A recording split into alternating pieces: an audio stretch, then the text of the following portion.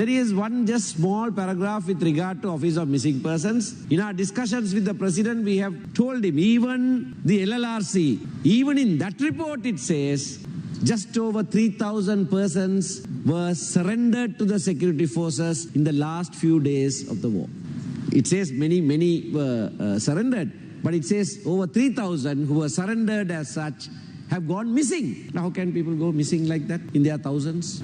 So merely having an Office of Missing Persons, and we supported that legislation. But after that, not one single case has been investigated into to find out what happened to the person so surrendered. It's not enough to say there are no more. How did it come to that stage? If you surrender to the security forces, how can you go missing? He dealt with the issue of devolution of power. There are 5 issues that we identified when we had talks with the government. And I must say, in this document, in his speech, he has dealt with all those 5 matters. But with regard to the police powers, he merely says there is a short 1-sentence paragraph at page 16 that says there is no change in police powers. Now, we don't understand what that means. Is he saying there's not going to be any change, the status quo will remain? Or is he saying there won't be any change to what is in the Constitution? If there is no change to what is in the Constitution, then the police powers must be devolved. So he's left it ambiguous, I suspect deliberately. He says maximum devolution of power within a unitary state. You cannot have maximum devolution of power within a unitary state. The President knows that more than anyone else. In the last parliament, when he was chairman of the steering committee of the Constitutional Assembly,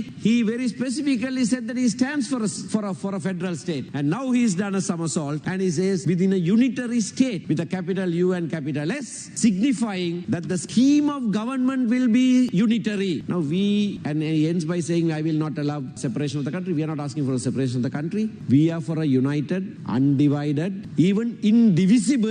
Don't divide the country, but share power in a meaningful way. Maximum devolution of power cannot happen in a unitary model, and therefore we reject this throne speech on that account alone.